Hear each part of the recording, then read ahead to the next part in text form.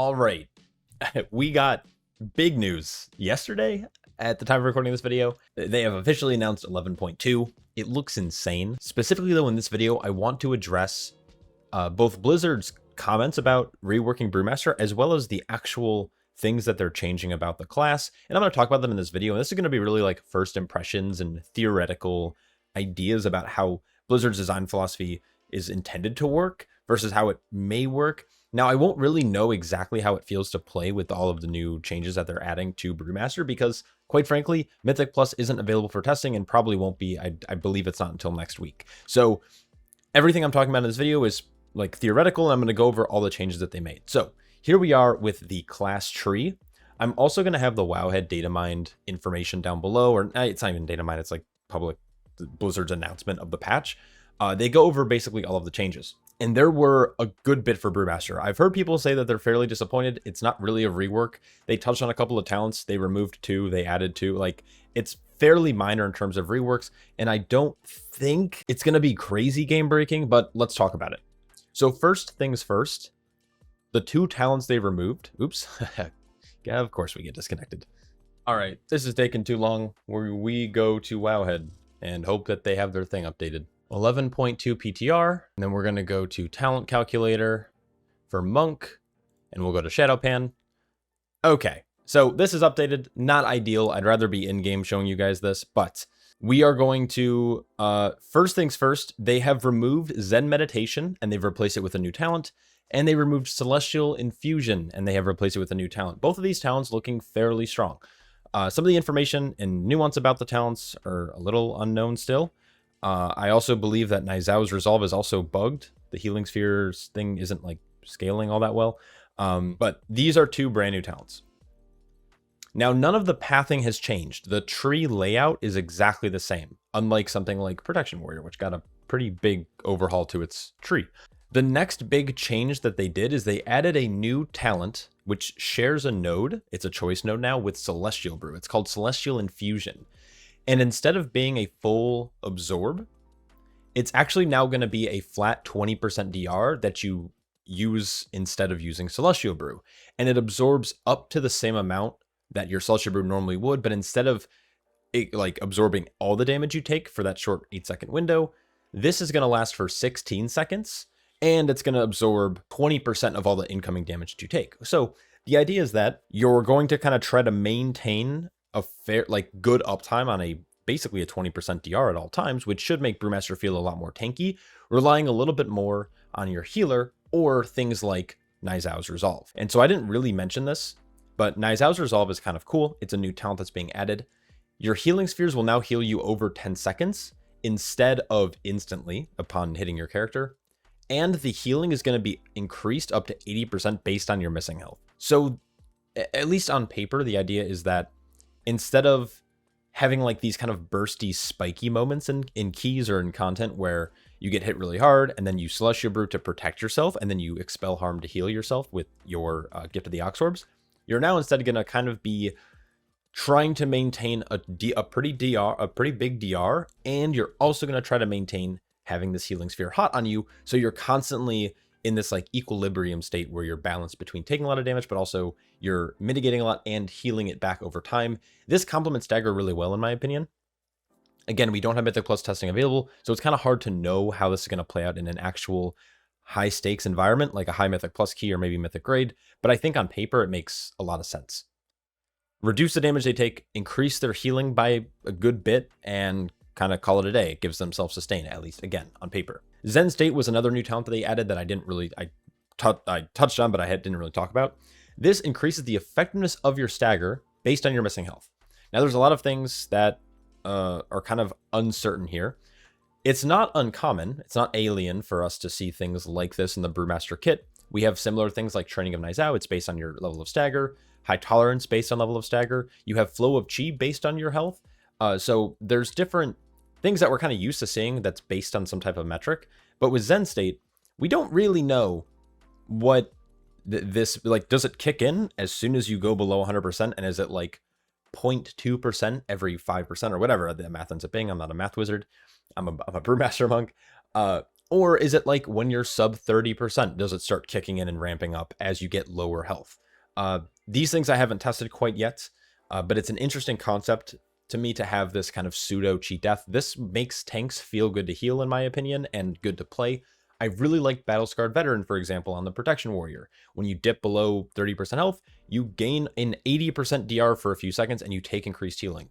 These type of things, these kind of like catches, are really good to slow down the pace of the game when things become hectic and become frantic in high level content. Same thing can be said about Elixir of Determination, but EOD never felt like enough, where having additional stagger effectiveness below a certain threshold is going to be pretty nice. Your damage intake, especially with the new item level, should slow down to the point where like you're staggering the majority of the damage you take, like the majority. So it's really just on you being able to purify kind of properly.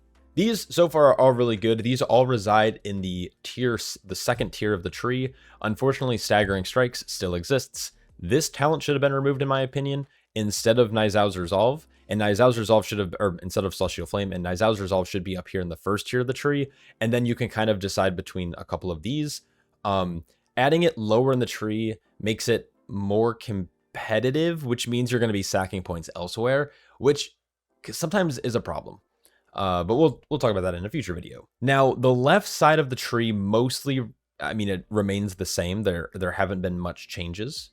Another big thing that we saw, and despite being a fairly minor change, I think it's one of the better changes that Blizzard has made currently, because this is something that I can kind of like quantify. Tiger Palm, or the Facepalm talent, Tiger Palm's damage is now increased by 100% instead of 200%, but it's not RNG. The problem with Brewmaster, at least currently in the state of the game, is that its single target damage profile is extremely RNG dependent. Not only do you need to make sure you're keeping up Blackout combo for Tiger Palm to get increased damage, you also need to make sure you have Counter-Strike available, and you need to make sure Facepalm procs at the 50% rate, and you have to hope that it crits. And so all of these things together make for a really kind of interesting damage palette in single target, because sometimes a Brewmaster would pop off. There's pulls where I'm like, for example, I'm doing like 2 million DPS single target, and then there's other pulls where I'm doing 1.6, and oftentimes this does boil down to just like RNG on, did you get a lot of Facepalm procs, did you crit, did you also have Blackout? Obviously Blackout combo is a skill thing, but did you happen to dodge? Were you actively tanking the boss at the time? Were you taking ads? Like all of these things kind of come into view, and it's like, okay, you missed 3 of the 4 boxes, so Tiger Palm hit for 200k instead of a mil. It's like, oh man, that fucking sucks. So them changing that, really good in my opinion. Now, the rest of the changes to the tree happened to the Nizau talents, and I wish I can log into game to show you. I'm going to attempt again. It says the world server is down, which is kind of unfortunate. So what they did is they didn't really touch the Black Ox, despite them mentioning in the blue post. The only thing that changed about this talent, which is a good thing, by the way, is that Nizau is now healed for 100% of your purified stagger. So when you're at 200% stagger, let's say it's literally double your health pool. Let's say it's 40 million. Like, let's just say you have 20 million health, your stagger's at 40 million, and you purify half of that. That's going to heal Nizau for that amount of damage, which is good. Because the problem with this pet is that, that's it. It's a pet. And so what was happening before is, especially in like high-end Mythic Plus, is you would send this out. It's a pretty sizable DR. 40% of delayed damage by stagger is transferred to the Ox. But the problem with that is that when he has as much health as the tank does, but he's not being healed like a tank and doesn't have healing like a tank, he dies. And he dies 12 seconds in, 15 seconds in, maybe 20 seconds in. But even then, you're not getting full value out of this cooldown. So most Brewmasters have forgoed choosing this over other talents that are just stronger. Everyone's been complaining, okay, I shouldn't say everyone, but a lot of people have been complaining that Black Ox hasn't been strong since Shadowlands, which is absolutely true. The only reason we've ever taken this in raid is, well, because it's this very minor damage increase compared to some of the other talents like High Tolerance or Ox Stance or even like Call to Arms, even though you kind of play Call to Arms in raid. But basically, the idea is that we only played it if we didn't need the defensive value at all, but in Mythic Plus you obviously do, so you would actually just drop Nizau. And so that's a good change by itself. Now, I wish it wasn't a 3-minute cooldown, but anyways, here we are. Walk with the Ox has been changed completely. It used to give you increased stomp damage when you had Nizau active, and it would also cause him, it would give you cooldown reduction every time you like use your ability / got shuffle. When you gained shuffle, it would give you CDR, getting it down to like a 2.5, somewhat cooldown, 2.25, but not good enough to like warrant it because Nizao would die anyways, and it cost you 2 points to go through. Personally, I think this should only be a 1-point node. It's still a 2, and all it does is increase the value from 1 to 2. And then last but not least, we have the improved Invoke Nizao, which after you activate the Black Ox, the keybind changes into Mighty Stomp.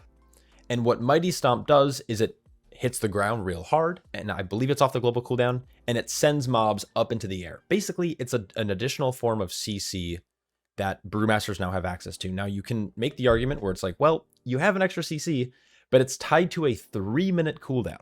And, you know, you could point out, well, that's kind of fair. But what's cool about this is that it also works with Call to Arms. So whenever you pop Weapons of Order, or if for some reason you happen to be playing Press the Advantage, I'm surprised they didn't remove it, but if you happen to be playing this, you might be able to get Nizao a little bit more often. But when you do happen to proc Call to Arms, you gain the mighty stomp. And so basically every time you pop Weapons of Order, if you're running Call to Arms, you gain a 40-ish% DR, probably a little bit on the lower end, more like 32-35% DR, but you're getting a massive DR. You also have an additional form of CC, and you do a burst of damage. And that's not even to mention the tier set. The tier set's insane, and I'll talk about that in a separate video. But for Shado-pan, you're going to be able to proc Flurry. Weapons of Order will proc Flurry Strikes automatically for you, which is fucking insane. So I'm just going to leave it at that. But what's nice is if you also run Chi Surge and you run, obviously, Shado-pan with Efficient Training, your Weapons of Order could be as low as like a 1.3, 1.4 minute cooldown.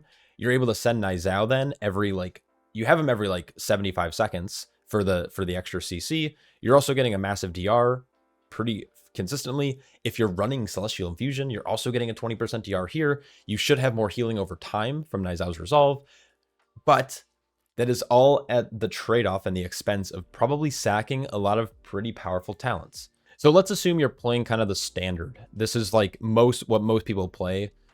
People generally ignore Quick Sip now, and then move into the lower half of the tree. And so we have been playing Celestial Brew, Breath of Fire. We've been playing Salabims.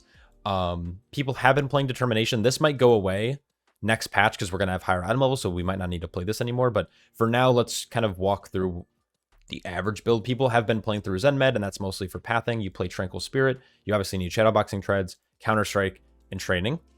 And then this leaves you with 1 or 2 points to spend. I believe it's 1 point. Will get you into the next area of the tree. So most people play Pretense. Some people actually go Quick Sip, but we can go Pretense, Facepalm, Weapons of Order, and they stop there. Elusive Footwork and Blackout combos obviously really popular. We also have Exploding Keg and Storm Stouts, and then people have been playing Double High Tolerance, Charred Passions, and Ox Dance. So this is, I would say, like the average top end layout in the tree. But what if we want to get these Nizao talents? Well, chances are you're probably going to forego running Ox Dance because you're going to have higher effectiveness on Stagger. We also have Zen State, so there's probably not a need for it anymore, and you can maybe make the same argument with High Tolerance, even though the haste that you're getting from this is pretty impactful, especially if you're playing Master of Harmony. If you're playing Shado-pan, you have things like Veteran's Eye, which kind of means that you don't really need to play High Tolerance for the haste benefit, and then obviously the Stagger benefit is still good, but with the new season and the higher item level, we'll probably not need High Tolerance. So you kind of found 3 points there, but the problem is you need to play through One with the Wind or August Blessing. And the problem beyond that is you can't really drop anything at the top of the tree. You can't drop Elixir because then it cuts off the rest of your tree. So you need to be able to basically get rid of points in tier 2 and tier 3, which I'm not a huge fan of. If I'm being absolutely honest, I don't like the idea of sacrificing a lot of these talents because, quite frankly, despite Brewmaster being negatively perceived by the community, I think the talent trees and the majority of the talents in the tree have been pretty strong. And it's kind of hard to justify dropping. It's hard to justify dropping Facepalm. It's hard to justify dropping High Tolerance. It's hard to justify dropping Determination at this point in the season. So it's like kind of weird that we're in a spot where you can't drop anything from the top of the tree. I really want Nizao's Resolve, but I don't know how possible it is to like drop. So like we're dropping Ox Dance, we're dropping Double High Tolerance. we have to play through One with the Wind. You also, if you want to get Shadowboxing Treads in Counter-Strike, which is kind of common nowadays, you can't really drop Zen Med unless you're going to pick up Strike at Dawn, which, by the way, Strike at Dawn is pretty beans as a standalone talent. And I guess it depends on the season, but it's like difficult to try to like justify. It's like, okay, maybe we'll run One with the Wind. You're not going to run August Blessing and Keys. So you'll go Nizao, you'll get maybe one walk with the Axe, but we still want 1, 2. And then you might want Call to Arms, and then you probably want CDR, especially if you're playing the Shado-pan new tier set, which gives you Flurry Strike procs, and it speeds up the rate at which you can expend Flurry Strike. So it's all really good. So maybe, okay, Determination, that's fine. We can go Call to Arms. Do we get rid of Charred Passions? Do we get rid of Tranquil Spirit if we're playing more into more of a high kind of purification build? Instead of dropping Stagger here, we're going to be dropping it mostly with Purifying Brew? Like, maybe. But, okay, we go Chi Surge. Maybe we give up Facepalm for, like, a walk with the Ox. But now it's like, okay, now we're getting real weird with it. Maybe we get rid of Charred Passion since it's no longer going to have it like Empowered Blackout Kicks to go with it. So maybe we then play something like this. But this seems kind of like awkward and clunky because you're getting the Breath of Fire resets, which is cool and all, but it doesn't do much for our tier set or anything like that. It doesn't do much for damage. I guess obviously like it allows you to maintain Breath of Fire and use it in different combinations with the Blackout combo. But there's a lot going on. I don't know what's going to be best. It's hard to like practice or like tell how good it's going to be without playing obviously like in keys. Like keys are going to be the make or break for it. Overall, I'm pretty happy with the changes, but I need to see testing before I actually like give my full honest opinion. I think on paper it works out really well.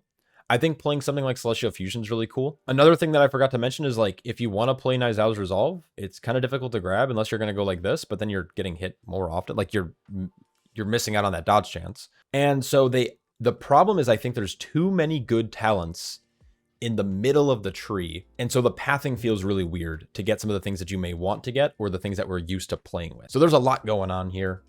I'm going to leave it at that because I can feel myself wanting to rant for the next hour on this stuff. I want to try to break it up into different videos. I want to be able to actually get into the game to show you. Obviously, like the world server is currently down. So we'll leave that for another video, but let me know what you guys think down in the comments below. Were you disappointed with with these changes? Are you happy to see them? What are some of your ideas? Let me know, and I will catch you all in the next one. Peace.